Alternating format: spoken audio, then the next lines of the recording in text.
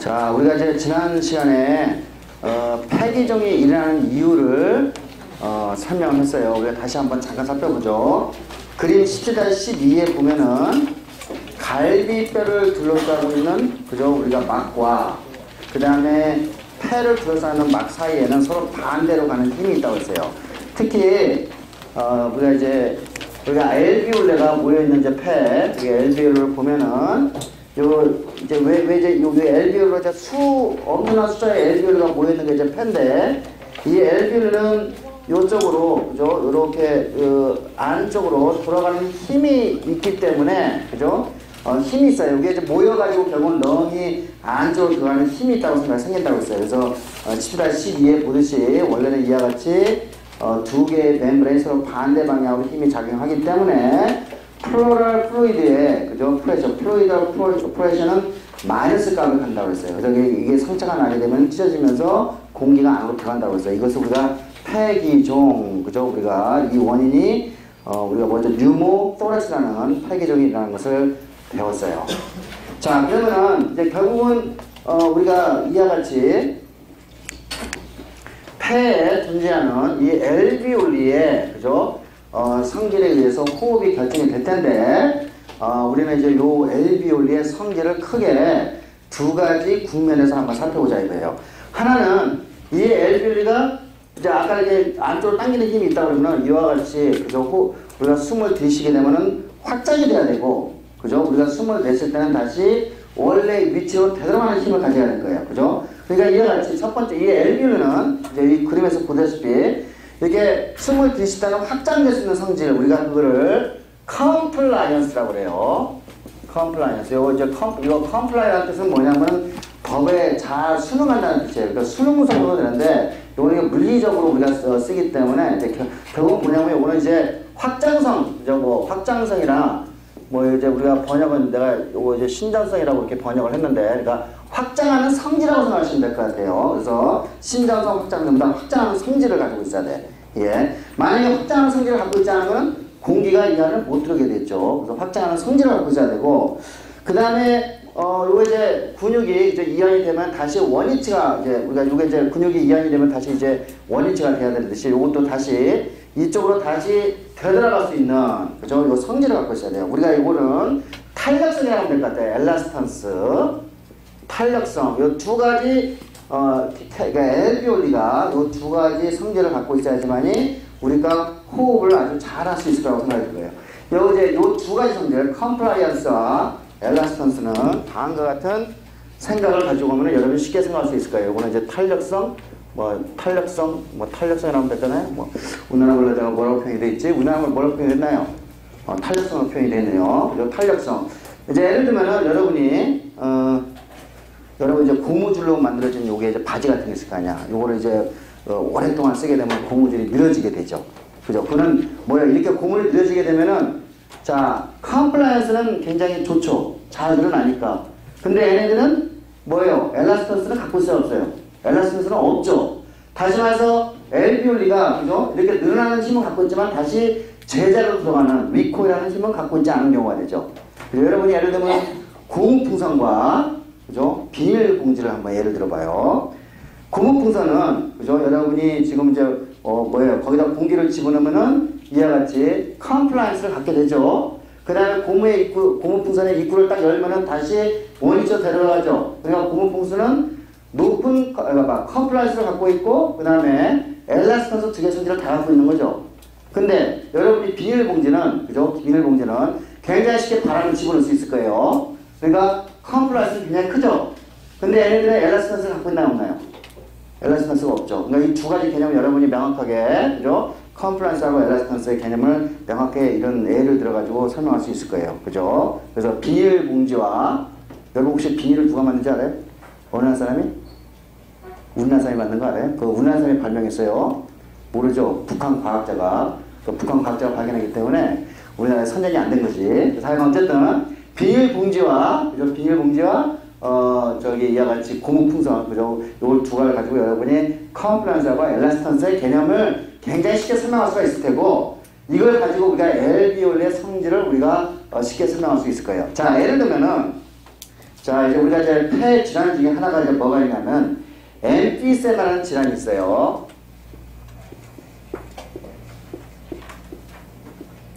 자, 요 질환은,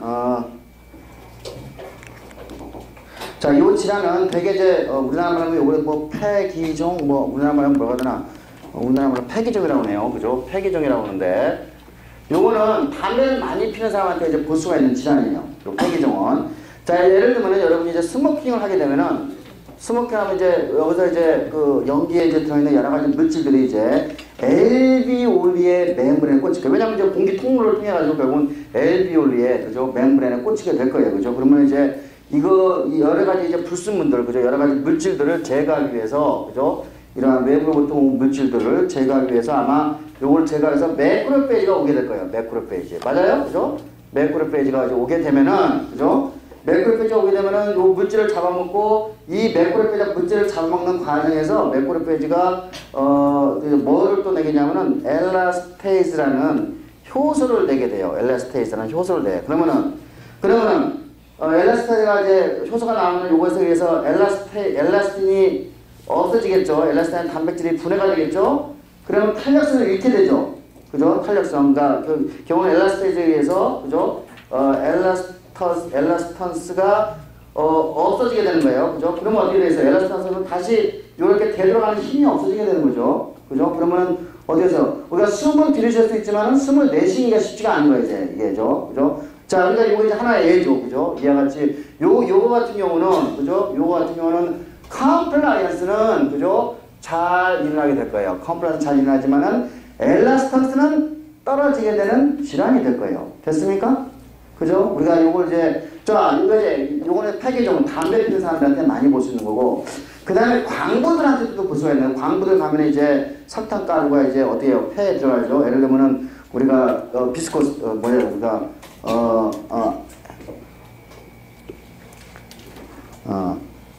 에스베스토스라든지, 성면이죠, 성면. 그죠? 성면이라든지, 뭐 실리콘이라든지, 뭐 석탄가루, 콜, 그죠? 석탄 가루가 뭐가 되나. 하여간, 이러한 석탄가루를 이제 마시게 되면, 역시 마찬가지로, 그죠? 이 알비올리의 세포를 공격을 하게 될 거예요. 그죠? 근데, 자, 이런 것들은 유기물질이 아니죠. 무기물질이란 말이야. 역시 마찬가지로, 요거 이제, 우리가 이제,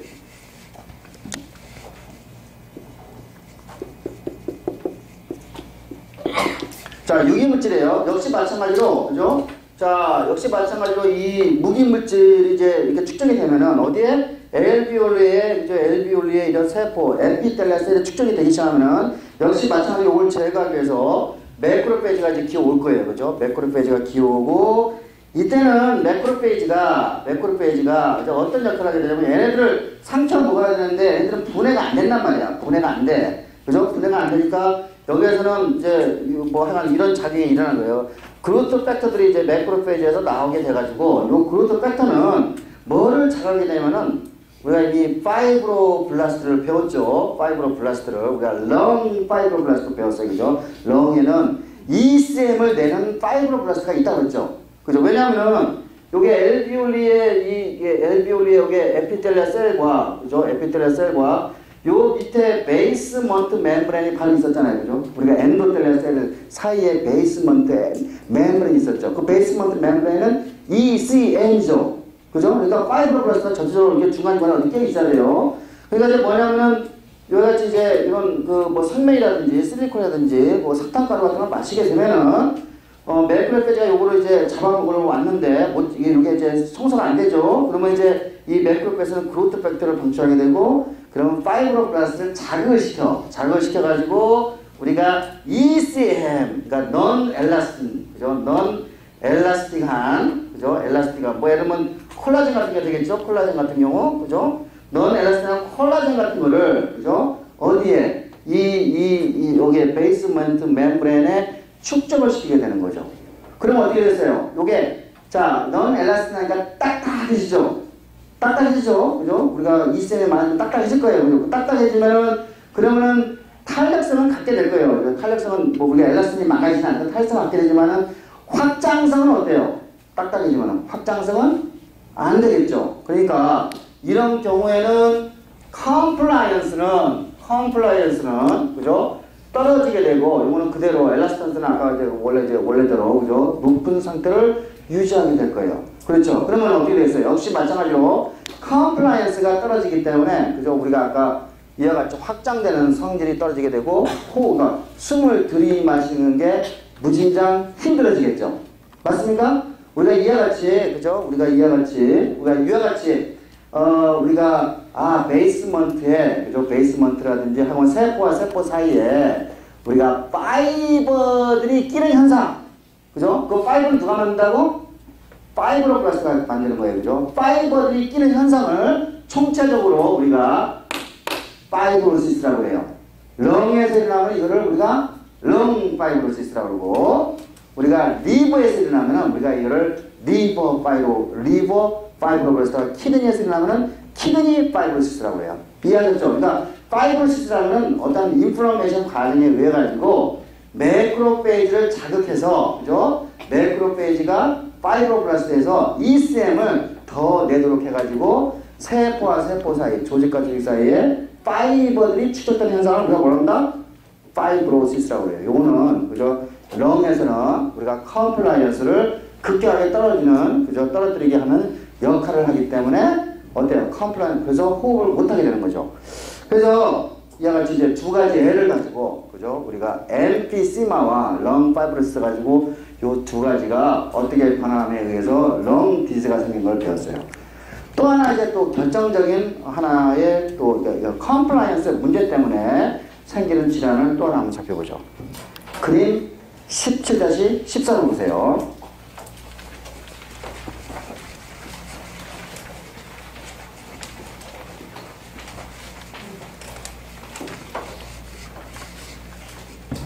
자, 다시 LB를 그리면은, 자, 이제 공기 통로를 들어오죠. 그러면 LB올리는 이제 여기서 이제 O2가 이제 들어오면서, 우리가 이제 여기 이제 혈관으로 O2가 이제 우리가 확산해서 가는데, 이 LB올리의 이 표면은요, 이 표면은 물층으로 둘러싸일 수밖에 없을 거예요. 그죠? 왜냐면은, 왜냐면 이게 물층으로 둘러싸이지 않으면은 세포가 건조해지잖아요.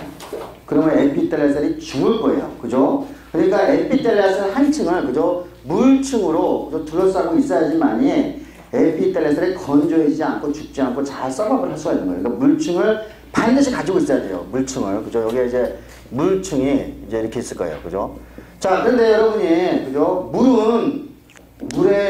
물 분자는 그죠? 하이드로젠 본드에 의해서 서로가 어때요? 응집하는 현상을 갖고 있죠. 그렇죠. 우리가 코헤시브니스라고 그러죠. 물에. 그죠? 코헤시브니스. 코이전. 그죠? 그래서 물에, 그죠? 물이 수성결합에 의해서 물 분자가 서로, 그죠? 우리가 서로 이렇게 최소한의 표면을 갖게 하는 현상을 우리가 뭐라고 그러죠? 표면 장력이라고 그러죠. 표면 장력. 표면 장력은 물 분자의 수소결합 때문에 생기는 거예요. 역시 마찬가지로 자 물이 이렇게 한층을 둘러싸고 있으면은 그죠? 최선의 면적을 갖게 되는 표면 장력이 작동할 거예요. 그러면 어떻게 됐어요? 이와 같이 이렇게 있으면은 왜냐하면 표면 장력을 잡으려면 요쪽으로 이렇게 그죠? 요쪽으로 안쪽으로 들어가는 힘이 생길 거예요. 우리가 그거를 그죠? 물의 표면 장력이라고 이야기하면 되겠어요. 그죠? 표면 장력이 분명히 작동을 해요. 자 그런데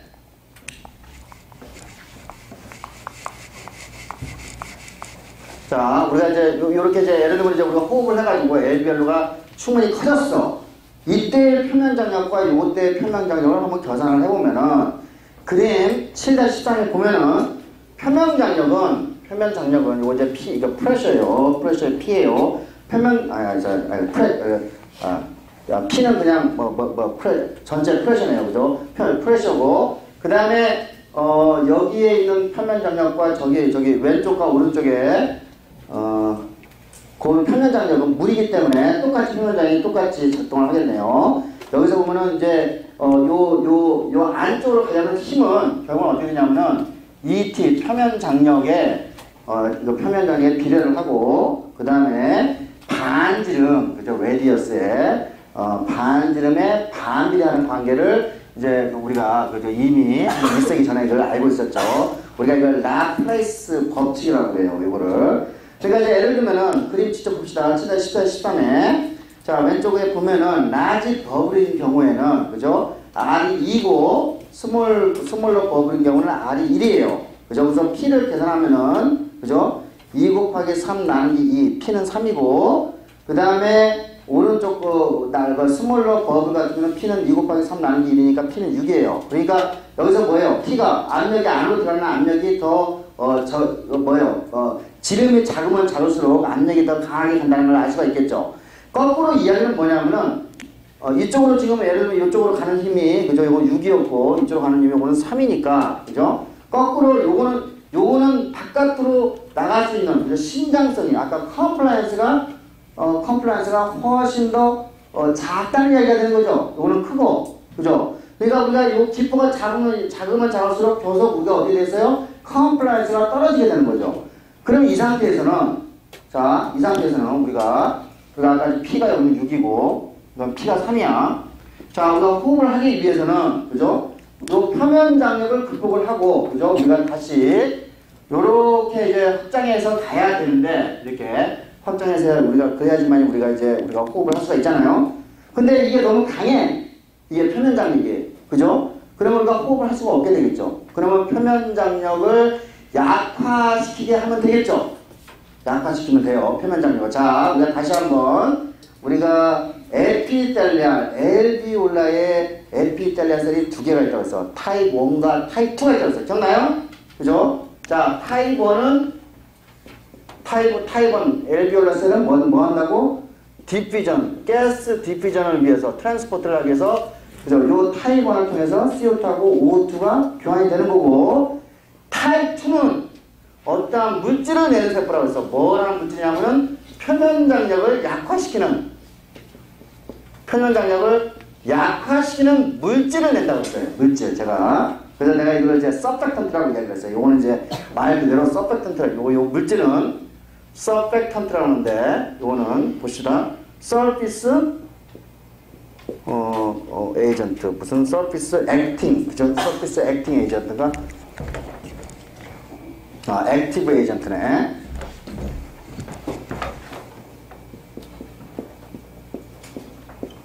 그죠? 그래서 서펙 여기까지 되네요. 그죠? 턴트 그죠? 이렇게 서펙턴트라고 하는데 요거를 이 물질을 내게 되면은 표면 장력이 그죠? 물에 의한 표면 장력이 약화가 돼요. 예. 그러면 물의 표면 장력을 떨어뜨릴 수 있는 물질이 어떤 물질이 될 수가 있을까요? 한번 계승해 보세요, 여러분이. 어떤 물질? 대답할 사람 있어요? 고노형. 어떤 물질? 물의 표면적인 방향을 떨어뜨릴 수 있는 물질. 솔트 농도를 올린다고? 솔트가 올라가면 표면 장력, 솔트하고 표면 장력하고 어떤 관계가 있지? 그렇지. 솔트가 많아지면은, 그지? 솔트 주변으로 물이 몰리게 되지. 그러면은 물 분자가 숫자가 적게 된다 이거지. 그리고 솔트의 양을 늘리는 방법도 하나 생각할 수가 있겠네. 근데 실제로 이제 한번, 그러니까 이렇게 되는 거예요. 그죠? 예를 들면은 솔트는 그러니까 예를 들면은 NA하고 CL-를 집어넣으면은 이렇게 물 분자가 많이 없을 때는 물 분자가 여기서 서로 상호 결합해가지고 수소 결합을 가질 거야. 근데 물 분자가 요 솔트, 요 사이로, 그죠? 이거 뭐예요? 아이온 결합, 이쪽으로 이제 하이드레이션 쉘을 형성하게 되죠? 그죠? 그래서 물 분자와 물 분자 사이가 약해질까? 한번 생각해볼 수 할 것 같아. 그러니까 솔트를 집어넣는다. 한번 생각해볼 것 같아. 물리학적으로 한번 생각을 해볼 필요가 있을 것 같아. 자, 우리가 이제 그런 방법도 한번 생각해 볼 수 있는데, 답은 아니에요. 장민석. 그렇지. 계면한 성질. 물하고 계면한 성질을 집어넣으면 물의 양이 적어지겠죠. 상대적으로 이미 이제 답을 알고 있기 때문에 일반 생물학을 잘했기 때문에 이제 나온 거지. 그지? 근데 이것도 한번 생각해서 한번 해볼 필요가 있을 것 같아. 그지? 자, 계면한 성질가 뭐지? 계면한 성질.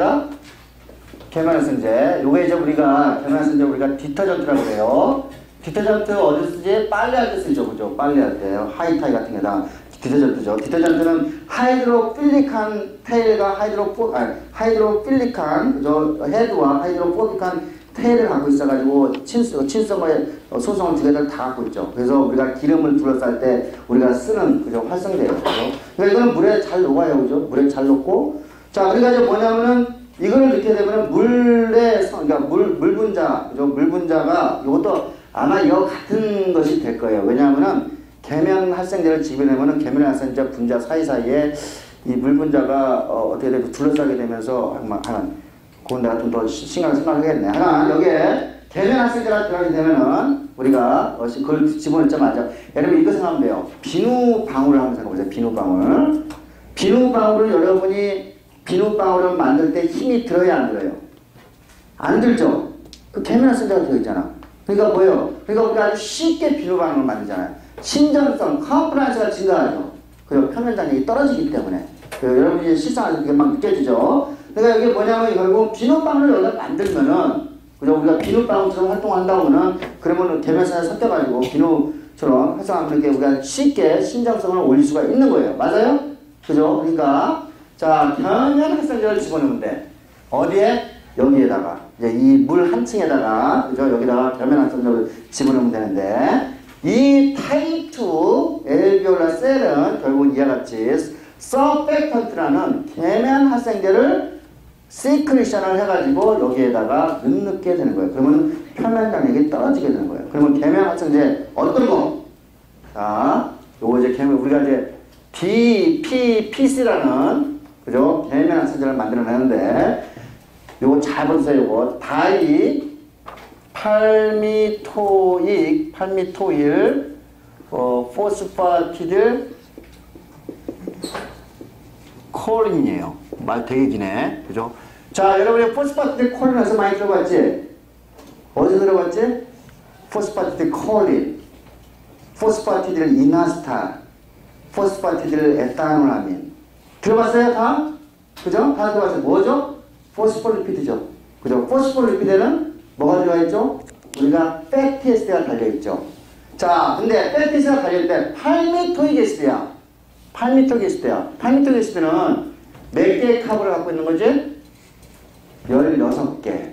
그죠? 요거는, 요 8미토이게 에시드는 우리가 세츄레이트 패티에스트만 갖고 있어요. 그러니까 더블 본드가 전혀 없는, 그죠? 16개의 카본을 가지고 있는 요거를 8미토이게 에시드라고. 그 다음에 이게 다이니까, 그죠? 우리가 포스포리피드는 우리가 패티에스트가 2개 달려있으니까 2개의 패티에스트를 갖고 있으면서 각각의 패티에스트는 그죠? 16개의 카본을 갖고 있고 포스포리피드예요. 이게 계면 활성제죠. 정확하게. 그래서 계면 비누와 같은 성질을 갖고 있기 때문에 우리가 어떻게 돼? 신전성을 갖게 되는 거예요. 그래서 호흡을 잘하게 되는 거야. 자, 그럼 어떤 사람이 만약에, 그죠? 타입 2 셀이 제대로 작동을 안 해. 그럼 어떻게 되겠어? 이 사람은 호흡을 잘해서 못하겠어? 호흡을 못하겠죠. 실제로 그런 현상을 어디에서 볼 수가 있냐면은 어린 아이로부터 볼 수가 있는데 이 어린 아이는 Newborn Respiratory Distress Syndrome이라고 해요.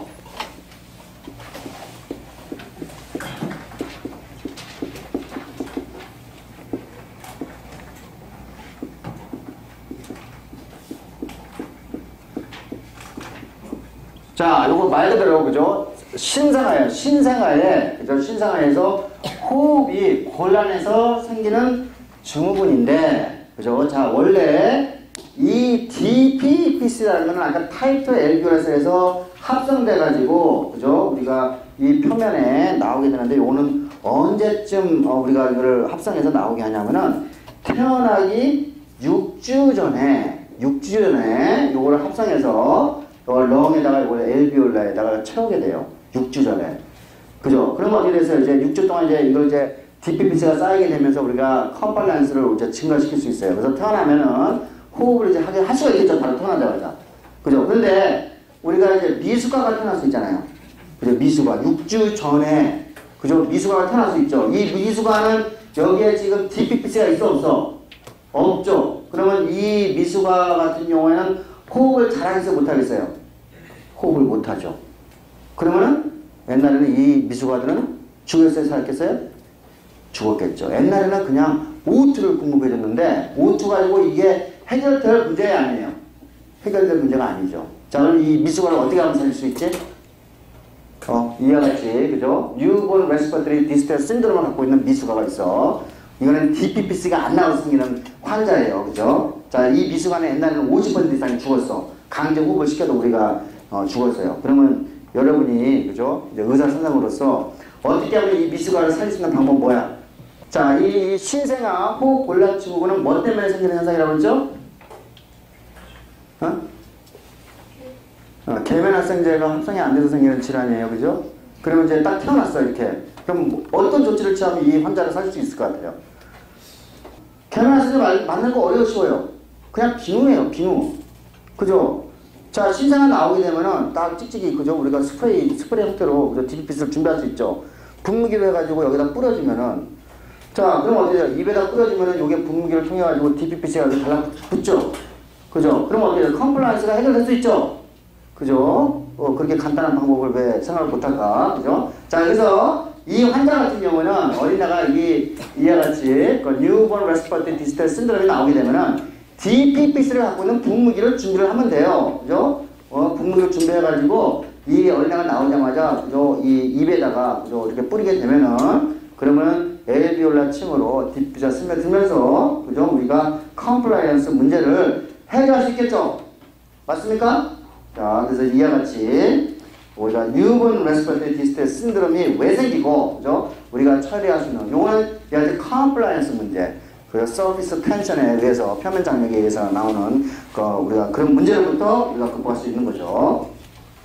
그러니까 이런 것들은 이와 같이 우리가 원리를 알아야지만이 환자를 치유할 수 있는 거예요. 자, 우리가 카디악 아웃풋을 우리가 계산한 적이 있었어요. 카디악 아웃풋은 핫빛 곱하기, 그죠? 뭐였죠? 심박중량을 가지고 이제 우리가 계산을 했었는데, 자, 우리가 역시 마찬가지로 렁 커퍼시티도, 그죠? 렁에 대한, 그죠? 렁의 벤틸레이션이 어떻게 되는지를 우리가 알 수 있는, 그죠? 그런 값이 필요할 거예요. 우리가 그것을 토탈 펄모너리 벤틸레이션이라고 하는데,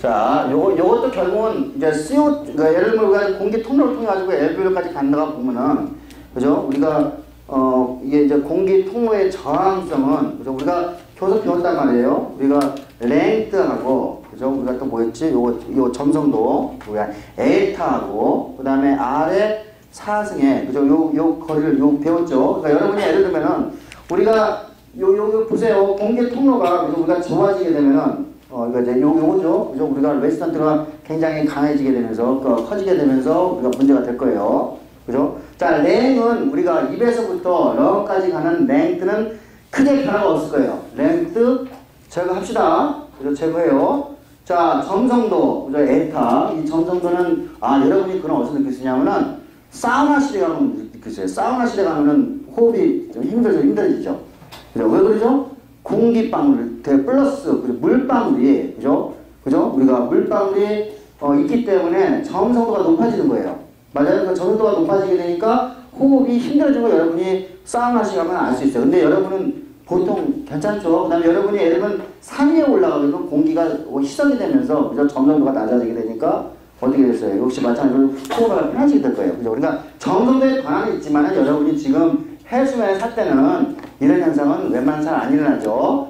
그러니까 이제 요거, 결국은 이제 이 공기 통로에, 그죠? 직경에 따라가지고 우리가 이제, 호흡을 잘 할 수 있냐, 못하느냐, 이제 결정이 될 텐데, 뭐, 예를 들면 여러분, 그거는 감기 걸렸을 때 콧구멍이 막히잖아요. 그죠? 굉장히 괴롭죠. 공기 호흡이 안 돼가지고. 역시 마찬가지로, 자, 이제 우리가 예를 들면은 공기 통로가 이제 트라키아까지 왔어. 트라키아하고, 그 다음에 이제 여기 이제 브론커스, 그죠? 브론커스. 요건 이제 공기 통로가 상당히 이제, 그러니까 브론카이라고 합시다. 이거 두 개가 있으니까. 근데 이제 뭐 가지를 켜서 칠 거예요, 이렇게. 가지를 치고, 이제 마지막에 이제 우리가 여기에 브론카이올스로 또 이제 가지를 치게시게, 여기. 브론카이올. 이렇게 갑시다. 자, 요 두 개, 공기 통로가 상당히 반전이 넓은 곳에서는 대개 이 공기 통로가 막히는 원인은, 왜냐면 이거는 우리가 C자형의, 그죠? 우리가, 커넥티브 티슈, C자, 커넥티브 티슈 나오는, 그죠? 우리가 딱딱한, 그죠? 이셈을 가지고 이렇게 C자로 만들어졌기 때문에 이 통로 자체는 애들이 이렇게 수축되고 이완되고 그러지는 않아요. 그죠? 트라케아가, 여기 있는 트라케아가 수축되고 이완되지 않아요. 그죠? 그러니까 얘네들은 물리적으로 막혀요. 뭐에 의해서? 우리가 이제 감기에 걸렸을 때 콧구멍에 막히듯이, 그죠? 어떤 끈적끈적한 점막의 형성을 할 수가 있겠죠. 그죠? 우리가 인플레이션이라든지 그런 게 이제 되면은, 그죠? 우리가 점막 같은 게 이제 형성이 되면은 공기 통로가 우리가 막히게 되면서 호흡이 곤란해질 거예요. 그리고 테이블 17-3을 보세요. 자, 여기 보면은 공기 통로의 저항성을 이제 저항성에 영향을 미치는 팩터들을 쭉 나열하고 있는데, 제일 밑쪽에 공기 통로의 길이 변화 없어. 그죠? 그 다음 비스코시티는 제가 이미 이야기했어요. 우리가 고지대에 올라가거나 혹은 뭐 사우나실에 있을 때, 그죠? 근데 대체적으로 큰 영향을 안 미쳐요. 다이애미터, 그죠? 우리가 반전이 변하는 거는 어퍼 에어웨이, 트라키라든지 브론카이에서는 점막을 형성하기 때문에 우리가, 근데 이거는 크게 문제가 안 돼. 근데 브론카이올로 가게 되면은, 얘네들은 여러 가지 팩터에 의해서 뭐 이렇게 파라크라인 혹은 뭐 호르몬 혹은 뭐 여러 가지 뭐 또 뭐가 있겠나, 우리가 파라심파티틱 뉴런 등등에 의해서 얘네들은, 그죠? 우리가 바소가 아니지, 브론코 딜레이션이 될 수도 있고 브론코 컨스트릭션이 될 수도 있어요. 그죠? 그러니까 이제 요것이 만약에 어떤 이거 브론코는 이게 숫자가 엄청 많기 때문에 이 로컬리만 작용하면은 크게 문제가 안 되는데 전체로 다 작용을 하게 되면은 뭐 전체 브론카이올이 다 어디에 수축되고는 우리가 호흡 곤란으로 빠지게 되죠. 그 애가 에스마죠, 에스마. 그죠? 에스마. 예, 간단하게 하면 에스마는 뭐예요? 천식인데, 천식은 여기에서 생기는 게 아니에요. 어디에서 어떤 우리가 이제 어떤 엘러젠이 오게 되면은, 그죠? 엘러젠이 오게 되면 이 엘러젠에 반응을 해가지고, 그죠? 우리가 히스타민이 나오게 되죠. 히스타민. 그러면 이제 히스타민, 그죠? 우리가 돌아다니면서 이 히스타민은 뭘 하죠? 우리가 브론코 컨스트릭터로 작동을 하게 되죠. 그러면 브론코 컨스트릭터 작동하게 되니까 어떻게 되겠어요? 호흡을 하기 어려워지죠. 맞습니까? 그죠? 호흡을 하기 어려워지는 거예요. 그러니까 이 브론카이올을 일단 스무드 머슬이 작동을 하고 있다는 얘기예요. 그러니까 이제 이와 같은 작동이 에스마에 의해 여러 가지 작동이 되는 브론코 컨스트레이션이 나면 호흡이 힘들어지는데, 요거를 우리가 치유할 수 있는 방법이 뭐라고 했죠? 치유할 수 있는 방법? 우리가 에스마를 치유할 수 있는 방법. 강건. 뭘 뿌리면 된다고?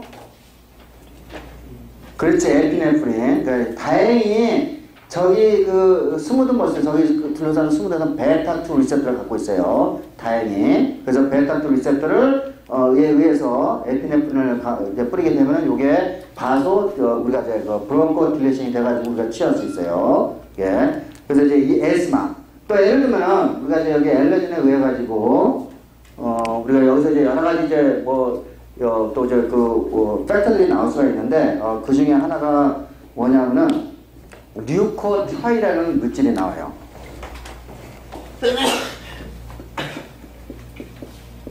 요거 류코트라이도 결국 그러니까 브론코 컨스트레이션 시키는 그저 물질인데, 예를 들면 요걸 이제 내가 왜 이걸 설명하냐면은, 우리 고대 생공원에, 우리 이제 고대 생명과학부 교수 중에 한 분이, 김재홍 선생님이죠.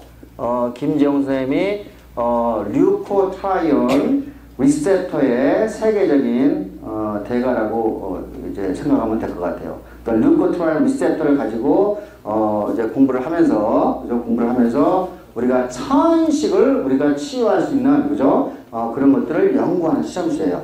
그죠? 김재홍 선생님도 굉장히 훌륭한, 그죠? 연구자로서 우리가 상당히 큰 공헌을 지금 하고 있는 거죠. 그래서 이와 류코트라이엔, 그죠? 류코트라이엔, 요거는 이제 리피드인데, 리피드 성분을 갖고 있죠. 성분을 갖고 있는데, 이것도 이와 같이 브론코 컨스트릭터로서 작동한다는 것을 보여주고 있어요. 자, 그래서 이와 같이 이제 우리가 여러 가지, 우리가 이제 이게 뭐죠? 우리가 이제 일단은 여기서 공기 통로에서의, 그죠? 반지름이, 그죠? 증가하냐 감소하냐에 따라 가지고 우리가 렁 커퍼시티가 달라질 텐데, 이와 같이 얼마큼 호흡을 하느냐를 결정하는 것을 우리가 total pulmonary ventilation이라고 이야기를 해요. 요거는 우리가 쉽게 계산하면은 다음과 같이 계산할 수 있을 거예요. 그죠? 타이달 볼륨. 우리가 쉬고 있을 때 얼마큼 기차가 왔다 갔다 하느냐. 이거 500ml 했어요. 그죠? 500ml. 그 다음에 분당 호흡하는 횟수죠. 그러니까 브레스 이렇게 요게 그죠? 분당 호흡하는 횟수를 우리가 측정하면 되겠죠. 브레스네.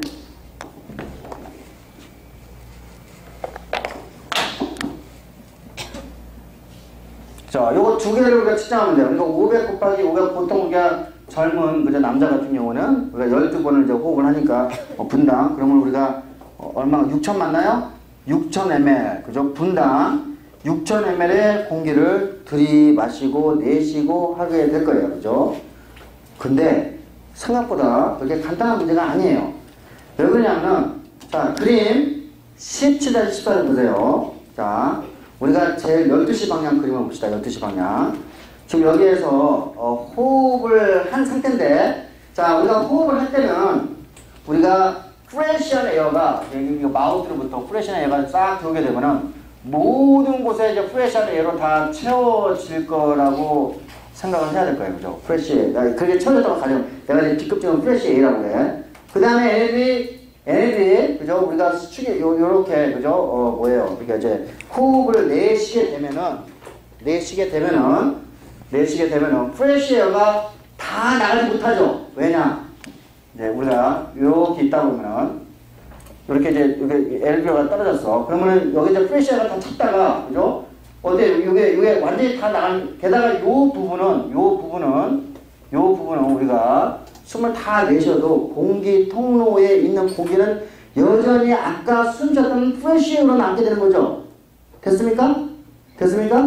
그죠? 우리가 아까 왜냐하면 요거는 우리가 수치가 뒤에 없단 말이에요. 요 부분은. 그죠? 그러니까 뭐예요? 우리가 프레시에어로 다 채워놓은 다음에 호흡을 내쉴 때 요 공기 통로는 수치가 뒤에 없기 때문에 공기 통로는 아까 숨을 들이셨을 때 프레시에어로 채워져 있죠. 맞습니까? 자, 기억해주세요. 자, 다시 봅시다. 그래서 그림 14를 보세요. 자, 그래서 1번을 보면은 원래 엘비올의 총합은 2700ml 정도의 공간을 갖고 있어. 호흡을 들이쉬게 되면은 2700ml를 갖고 있는데, 자, 아까 우리가 이제 숨을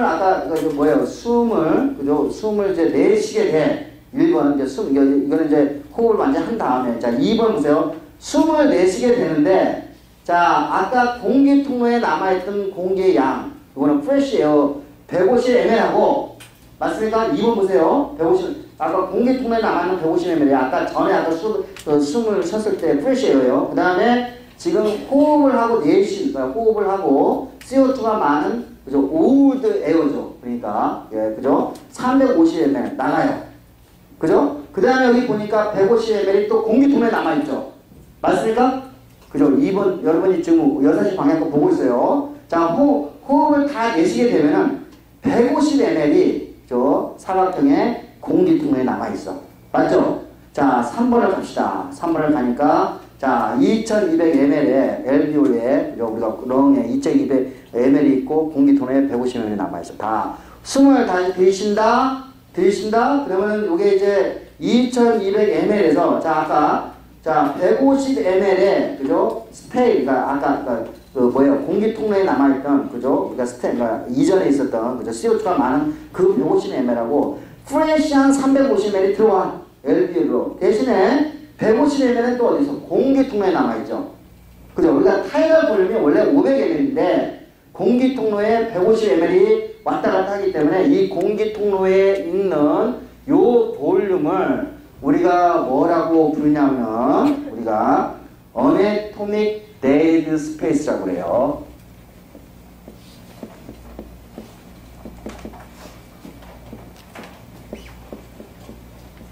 그죠? 그러니까 해부학적으로 죽은 공간이라는 뜻이죠. 해부학적으로. 그러니까 다시 말해서 우리가 타이달 볼륨에서 500ml 실제로 왔다 갔다 하지만은 프레시 에어는 얼마큼 왔다 갔다 하는 거야? 500 빼기 350. 아니, 500 빼기 150. 그러면 350ml이 실제로, 그죠? 우리가 실제로 왔다 갔다 하는 거예요. 그래서 이와 같은 것을 우리가 그래서 요 계산법은 틀린 계산법이야. 그러니까 요거를 alveolar ventilation이라고 하죠. 요게 이제 가장 정확한 방법이 되겠죠. alveolar, 그죠? alveolar ventilation을 하고, 그 다음에 여기에서 tidal 볼륨에서, 실제로는 요거는 tidal 볼륨에서 뭐를 빼야죠? 우리가 anatomic dead 볼륨을 빼야 되겠죠. 그래서 우리가 350ml 되고, 그래서 이거를 합치면은 4,800ml per, 그죠? 우리가 분. 요게 이제 가장, 그죠? 우리가, 쉬고 있을 때 우리가 호흡하는 양을 측정하는 가장 정확한 방법. 그래서, alveolar ventilation 가지고 계산해야 돼요. 테이블 14-4를 보세요. 자, 요걸 이제 우리가 요걸 배운 걸 가지고 한 번씩 다 따져보는 거야. 우리가 정상적으로 이제 호흡을 하고 있을 때 500ml, 그죠? 타이달 볼륨은 500ml. 제 왼쪽 좀 컬럼 보고 있어요. 그 다음에 분당 지금 15번을 하고 있어. 그러니까 노멀, 그러니까 정상적인 상태예요. 그래서 토탈 퍼머리 벤틸레이션 6,000 맞아요. 그런데 우리가 데드 스페이스가 아까 데드 스페이스에서 우리가 엘비올라 프레쉬 에어 투 엘비올라, 그죠? 타이달 볼륨에서 데드 스페이스 볼륨을 빼니까 350ml이고, 실제로 그래서 엘비올라 벤틸레이션은 4,200이 되는 거예요. 맞습니까? 계산 끝났죠? 자, 두 번째로 여러분이 요번에는 호흡을 하는데 굉장히 얕은 호흡을 하는데 굉장히 호흡 빨리 어떻게 이렇게. 자, 그러면 이렇게 했을 때는, 그죠? 이렇게 했을 때는 호흡의 횟수는 높아, 그죠? 20번이야 분당. 그 다음에 토탈 퍼머리 벤틸레이션도 6,000이 맞아. 근데 실제로, 그죠? 얕은 호흡을 하기 때문에, 그죠? 얕은 호흡을 하기 때문에, 우리가 타이달 볼륨에서 데드 스페이스 볼륨을 뺐을 때는 150ml밖에 안 돼요. 그러니까 여러분이 호흡은 지금 가쁘게 하고 있는데, 숫자는 가쁘게 하는데, 얕은 호흡 같은 경우는 최종적으로 충분한 공기가 들어오는 거 못 들어오는 거예요. 안 들어오는 거죠. 이거는 alveolar ventilation은 3,000밖에 안 되는 거예요. 근데 이번에는 제가 하단 부분 제일 깊게 숨을 들이쉬고 깊게 숨을 내쉴 때 상황을 봅시다. 그죠? 자, 여기에서는 역시 8번을 그죠? 호흡을 하는데, 역시 마찬가지로 토탈 퍼머리 벤틸레이션 6,000번이에요. 하지만은, 그죠? 타이달 볼륨에서 데드 스페이스를 빼기는 600이 되고, 그래서 4,800의 엘비올라 벤틸레이션이 일어나는 것을 알 수 있어요. 그러니까, 여러분이 가장 효과적으로 숨을 쉬는 것은 깊게 숨을 들이쉬고 깊게 숨을 내쉬는 방법이 훨씬 더, 그죠? O2하고 CO2를 교환을 더 잘하는 것을 알 수가 있겠죠. 예. 자, 우리가 벤틸레이션은, 벤틸레이션은 이제 타입에 따라 이렇게 나눌 수가 있는데, 테이블 17-5를 봅시다.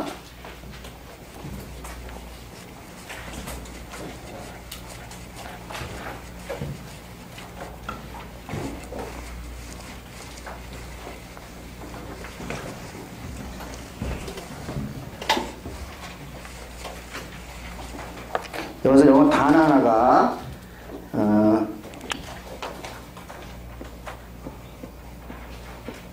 자, 요거는 유니아라고 그러는데, 요거 PNEA는 호흡이라는 뜻이에요. 니아는. P는 묵음이고, U는 진짜라는 뜻이에요. 그러니까 여기는, 여러분 아죠? U 지네릭스. 그죠? 진짜라는 뜻이에요. 그러니까 진짜 호흡을 한다는 뜻이고, 요거는 정상 호흡이에요. 그죠? 유니아는 노멀 콰이어트 브레딩을 보여주고 있어요. 여러분이 지금 타이달 볼륨이 500ml 상황을 보여주고 있어요. 자, 그 다음에 하이퍼니아. 요거는 호흡을 많이 하는 거야. 그러니까 뭐 호흡을 많이 해가지고 엘비올라 벤틸레이션이 실제로 높아진 상황을 말하는 거예요. 맞아요? 요거는 두 가지 방법이 있어요. 호흡률을 증가시키고 호흡의 깊이를 증가시키는 방법이에요. 맞습니까? 자, 이거는 어떤 운동했을 때 상황이 될 거야, 아마. 운동하고 있을 때. 그러니까 하이퍼니아는 과다 호흡 정도 될 것 같아요. 하이퍼니아는, 그죠? 생략적인 반응에 의해서 호흡률이 높아지게 되고 호흡의 깊이가 높아지는 상황. 그죠? 그래서 실제로 메타볼리즘이 활발하게 일어나는 상황에서 나오는 과다 호흡이 될 거고, 그 다음에 하이퍼벤틸레이션. 요거는 운동을 하지 않음에도 불구하고, 그죠? 운동을 하지 않고 과다 환기 정도 될 거예요. 운동을 하지 않음에도 불구하고 피지올로지컬 어떤 역할 없이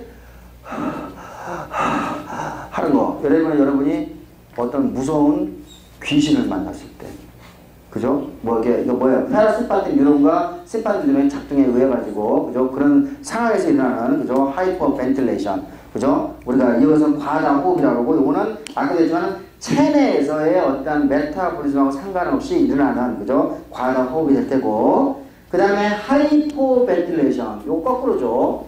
이거는 우리가 벤틸레이션이 안 되는 상황이죠. 하이포 벤틸레이션 요거는 요거 제 교과서에 보면은 이게 잘 있죠. 그죠? 그러니까 엘비올라 벤틸레이션이 안 되는 거야. 자, 에스마 배웠잖아요. 에스마. 그죠? 우리가 여러 가지 아까 렁 디스 배웠잖아요. 그 렁 디스에 의해서 하이퍼 벤틸레이션이라는 걸 배웠어요.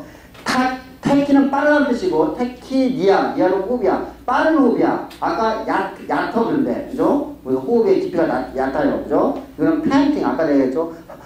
할 때 그죠? 그런 거고. 그 다음에 디스는 무슨 뜻이죠? 디스는 망가졌다는 뜻이에요. 디스토리. 그 다음 니아 호흡이 망가졌다는 뜻이니까 호흡이 불안정한 거죠. 그죠? 호흡하기 힘든 상황이 되는 거예요. 그죠? 여러 가지 이제 상황 여기서는 호흡하기 이제 힘든 상황을 보여주는데 여러 가지 이제 질환들을 보여줄 수 있죠. 폐질환. 그 다음에 에니아는 뭐죠? 수면 무호흡 볼 거예요. 그죠? 여러분이 이제 코골이를 하다 보면은 코골이 하면서 호흡을 하지 않는 현상, 그죠? 순간적으로 호흡을 하지 않는 현상을 우리가 에니아라고 이렇게 표현을 해요. 예. 그래서 이와 같이 호흡에 그죠? 이런 여러 가지 타입이 있다는 것을 여기서 이제 정리를 할 수가 있어요. 자, 그 다음에 바로 다이어트하게 가보는 게 낫나? 그림 17-15로 갑시다. 우리가 하이퍼 벤틸레이션과 우리가 하이퍼 벤틸레이션이 됐을 때 혈액에서의 혈액에서의 O2의 분압과 그죠? PO2의 분압이야. PCO2의 분압을 각각 체크해 봤어요. 자, 첫 번째. 자, 우리가 여기 그림 10절 15에 보면은 우리가 여러분이 하이퍼 벤틸레이션 상황과 하이퍼 벤틸레이션 상황을 둘 다 보여주는데 그 점선을 취해진 부분이죠. 점선을 취해진 부분. 이 점선은 우리가 노멀 벤틸레이션이에요. 그죠? 노멀 벤틸레이션. 요게 분당 4.2리터를 하는 경우야. 자, 노멀 벤틸레이션 할 때는 이렇게 생각하면 돼요. 요거는 PO2 분압은 100mmHg야. 맞습니까? 그게 써있죠? 100mlHg. 100ml, 얼추 100ml나? 얼추 100ml네. 그죠? 그 다음 PCO2 분압은 40mlHg야. 요거는 정상적으로 우리가, 요 값을 반드시 기억해 두세요. 요 값을. 정상적으로 호흡을 할 때는. 자, 근데 하이퍼 벤틸레이션을 하면은 PO2의 분압이 그렇게 많이 안 올라가. PO2의 분압이 한 120, 최대한 100, 우리가 공기 중에 있는 PO2의 분압이 160밖에 안 된단 말이에요. 그죠? 그러니까 거의 맥시멈으로 간다고 보여주면 되고, PCO2의 분압도 그렇게 극하게 떨어지진 않아요. 요 정도까지만 요거는 가고, 그러니까 우리가 하이퍼 벤틸레이션을 해도 그렇게 PO2의 분압이 극하게 올라가거나 PCO2의 분압이 극하게 떨어지진 않아요.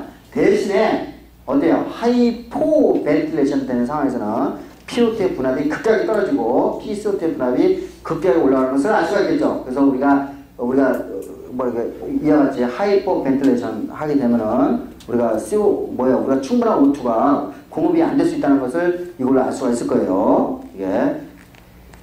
자, 여러분 이제 우리가 지난번에 뭐를 배웠냐면은 다소 딜레이션을 배울 때 이거는 시스테믹 서큘레이션이야.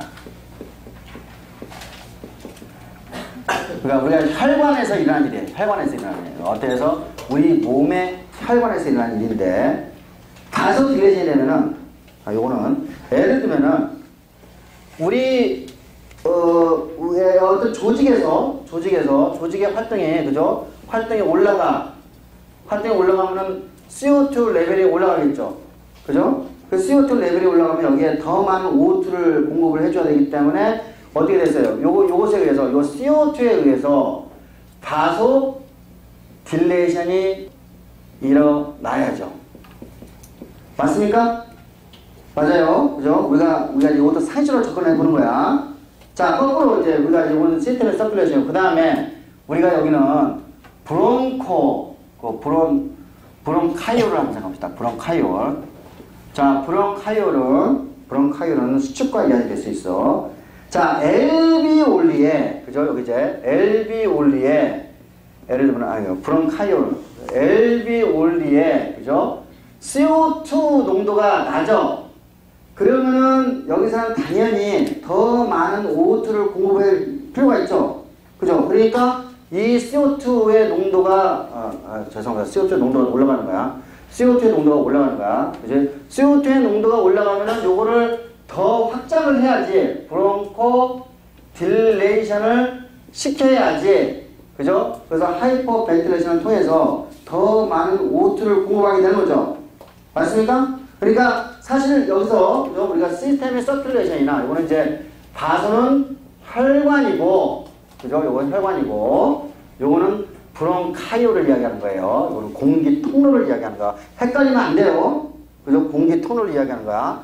자, 다시 말해서, 자, 우리가 우리 몸에 있는 혈관이나, 그죠? 혈관이나, 요 공기 통로나 CO2의 국부적인 농도를 읽어서, 그래서 CO2의 농도가 높으면은 딜레이션을 시키는 것이 당연하죠. 외울 필요 있어, 없어? 외울 필요 없어. 그지? 근데, 자, 이제 예를 들면은, 펄모너리 서큘레이션 봅시다, 이제. 자, 헷갈리면 안 돼. 펄모너리 서큘레이션이야.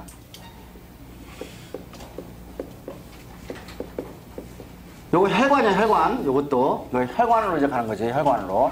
자, 펄모너리 서큘레이션에서는 제가 지금 이제 예를 들면 요게 이제 알비올리가 요렇게 하나가 있고, 요렇게 하나 간다고 가정해요. 자, 여러 가지 이유 때문에, 자, 하여간 뭐 요게, 요거는 CO2 농도가, 그죠? CO2 농도하고 여기 이제 CO2 농도를 두 개를 비교하는 거야. 자, 여기에는 CO2 농도가 높아. 여기는 상대적으로 낮다고 가정을 해요. 그러면 CO2 농도가 낮다는 얘기는 O2 농도가 높다는 얘기야. 그러니까 혈액이 흘러가는데 O2를, 그죠? 충분히 공급을 받은 곳에서는 혈관이 어떻게 돼야지? 딜레이션이 돼야 되지.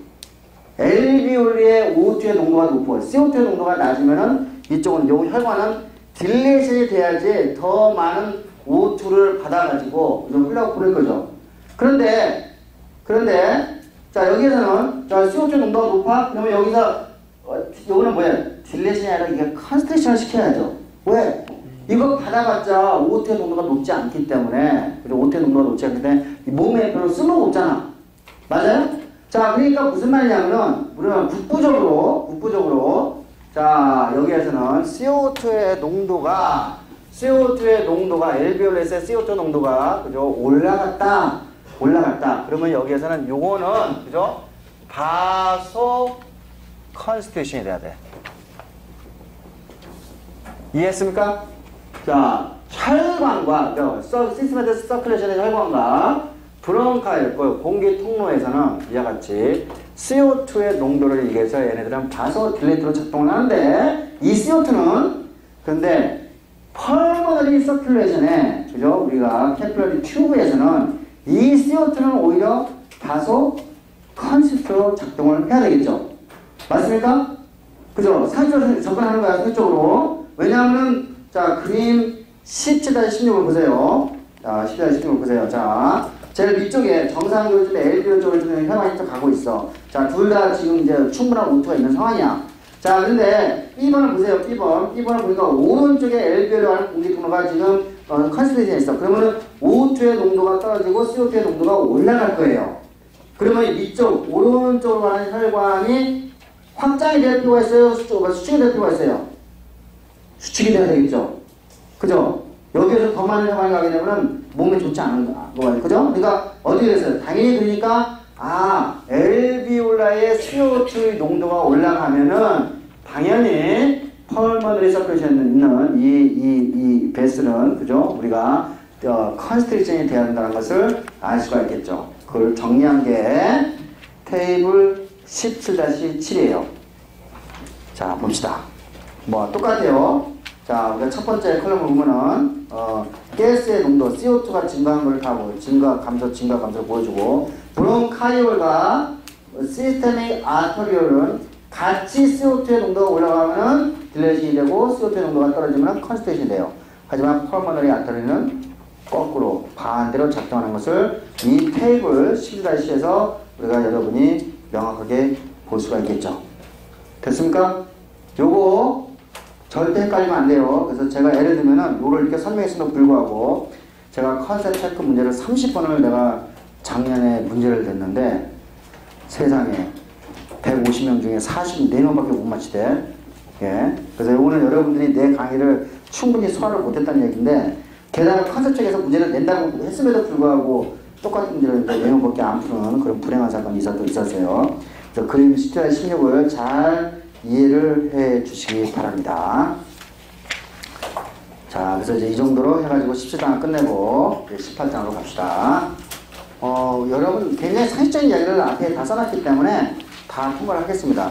자, 그림 18-2를 보세요. 자, 우리가 이제 기체에서의 그죠, 우리가 PO2 분화, 요거는 이제 이렇게 쓰는 거는 기체에서의 상황이라고 생각하죠. 그죠? PCO2의 분화, PO2의 분화 이렇게 이야기를 해요. 그죠? 그런데 우리 혈액에서도 그죠? 혈액에서도 우리가 PO2, PCO2 분화라고 표시를 해요. 도대체 어찌 된 일인지를 한번 보죠. 자, 그림 16-2에 지금 현재 왼쪽을 보세요. PO2를 PO2 분압이 100mlH예요. 공기 중에 있어요. 공기 중에. 자, 근데 그 액체하고 지금 이제 작용을 시키고 있어요. 물에 이제 물에는 아무것도 없어. 그 물에다가 지금 공기를 PO2 분압이 100mlH를 지금 깔았어. 그 다음에 시간이 지나가. 그러면 O2의 일부분이 물에 녹죠. 맞습니까? 아주 작은 양이지만 녹아요.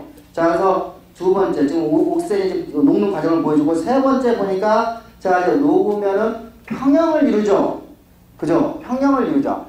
이때, 이하지 기체하고 액체 상태에서, 그죠? 기체하고 액체 상태에는 PO2가 평형 상태에 이루어졌을 때, 액체에 존재하는 O2의 양을, O2의 양을 우리가 PO2라고 정의할 수 있어요. 다시 말해서 뭐냐면은 여기 지금 액체란 말이야. 물이에요. 그래서 공기야. 자, 우리가 100mlHg에 그죠? HG 맞죠? HG로 공기를 해가지고 세션 시켰어. 그러면 왜 녹는단 말이야? 이때 녹았을 때 그죠? 기체의 양을 우리가 뭐라고 표현한다? 뭐라고 표현한다? 똑같이 100mlHg로 표현한다. 됐습니까? 됐습니까?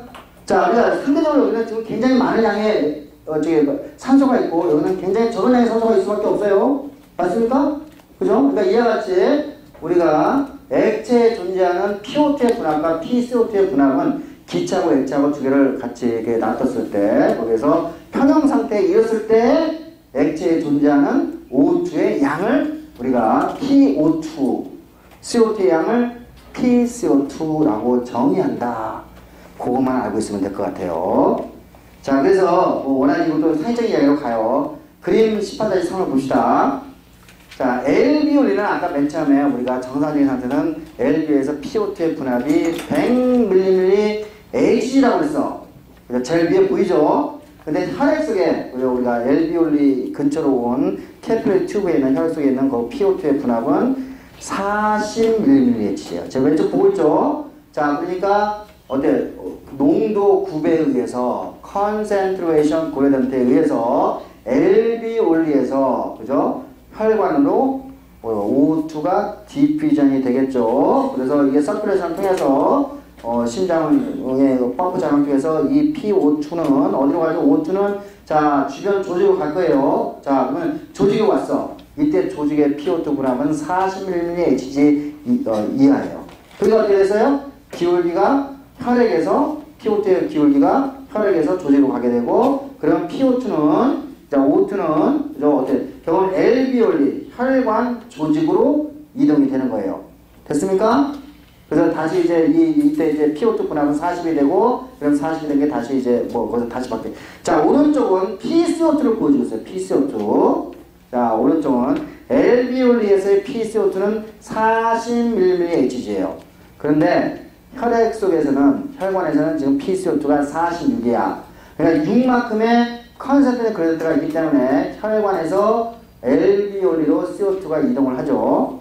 그렇죠? 그러면 이제 우리가 다시 조직으로 왔어. 조직은 그죠? PCO2의 분압이 46mmHg니까 자 CO2는 조직에서 혈관에서 LV올리로 이동되는 거죠. 그러니까 여기에서 중요한 건 뭐죠? 우리가 CO2하고 O2가 디퓨전되는 것은 concentration gradient, 그죠? 에 의해서 결정이 된다는 것을 그림 18-3에서 명확하게 볼 수가 있어요. 예. 자, 우리가 이제 O2를 공급하는 건데, O2. 자, O2가 혈액 속에, 우리가 배웠어요. 혈액 속에 O2가 적은 것을 우리가 하이폭시아라고 배웠어요. 기억나죠, 다? 하이폭시아. 그죠? 요거는 옥시젠이라는 뜻이에요. 그죠? 이건 옥시젠에서 나온 거예요. 그죠? 옥시젠. 하이폭시아. 그러니까 저산소증이 될 거예요. 그죠? 저산소증. 자, 저산소증이 일어나는 이제 상황을 우리가 어떤 상황에서 일어나는지를 한번 다 봅시다. 첫 번째, 애초부터 LV올리의 산소의 농도가 작은 상황. 그죠? 그러니까 이거는 하이폭시아, 하이폭시아가 될 거예요.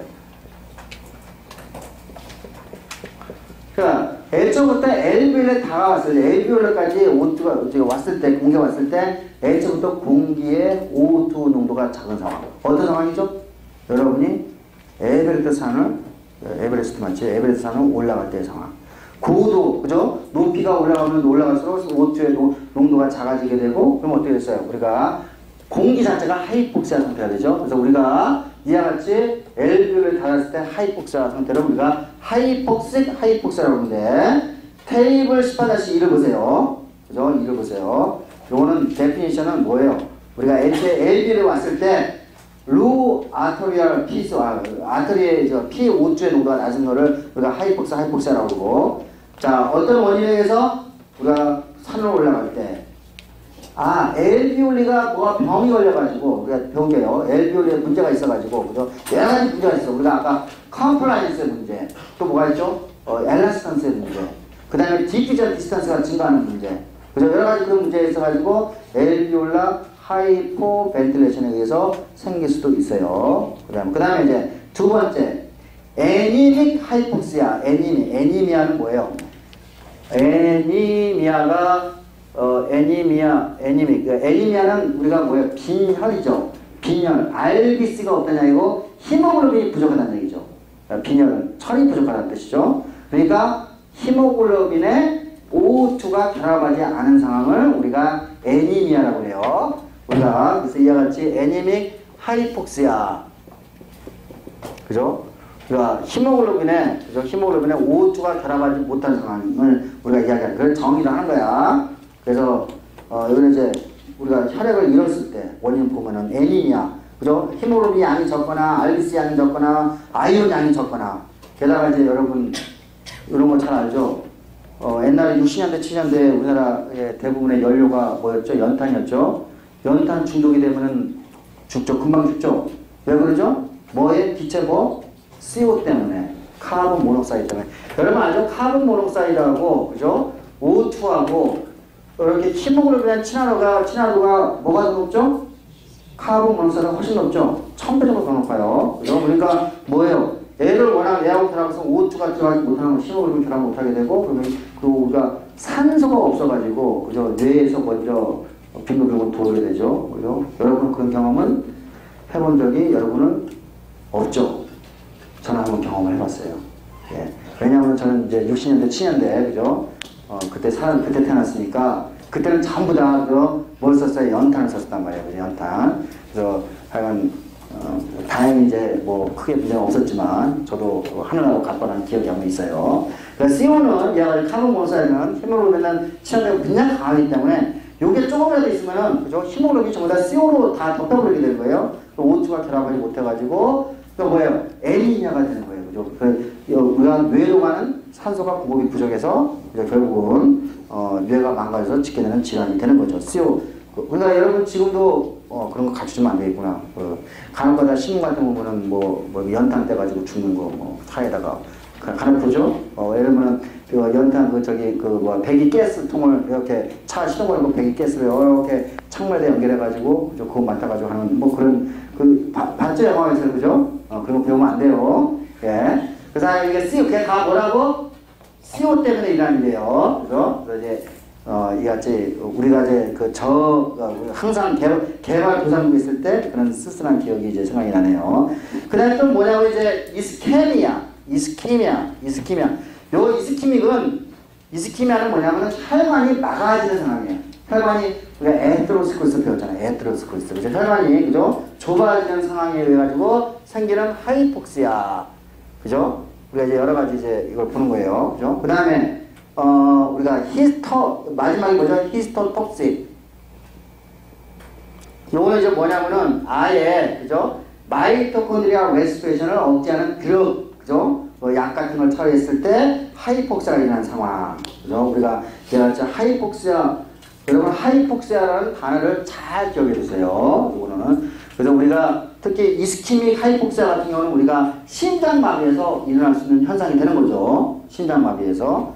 그죠? 그래서 이와 같이 이런 것들을 잘 이해를 해 두시기 바랍니다. 자, 그래서 이제 아까 이제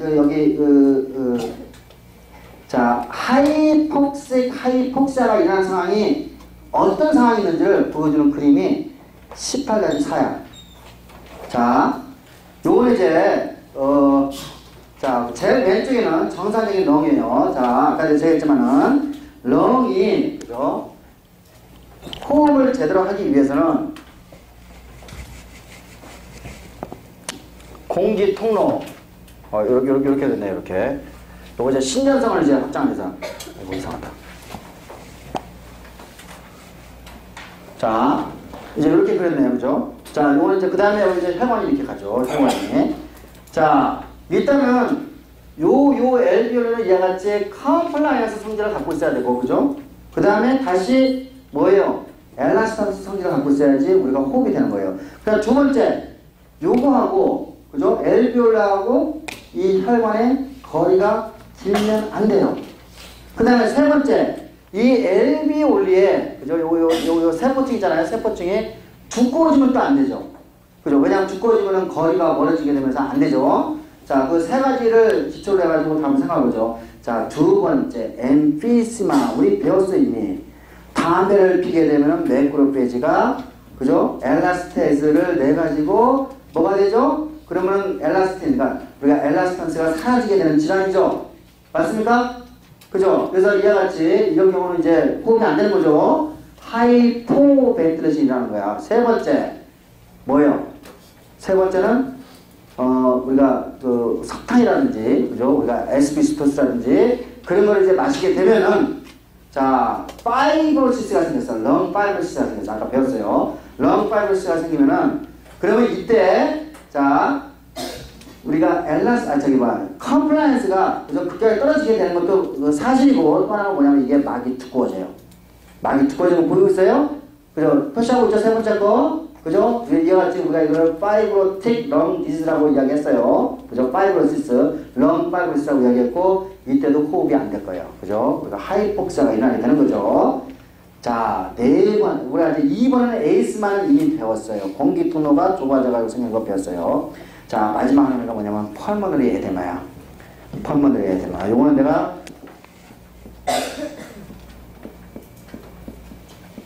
에데마를 내가 아직 가르치지 않았어요. 요거는 그냥 교과서로 직접 가면서 봅시다.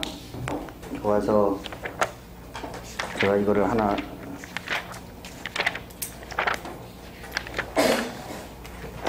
그림 15-19를 보세요.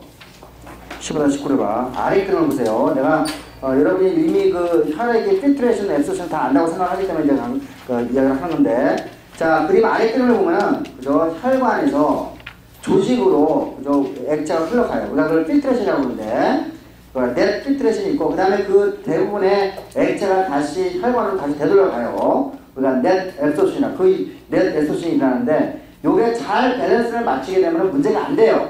이게, 우리가 혈관에서 조직으로 새는 양과 조직에서 혈관으로 돌아가는 액체의 양이 똑같으면 문제가 안 되는데, 항상 어느 정도는 나가는 양이, 그죠? 들어가는 양보다 더 적어요.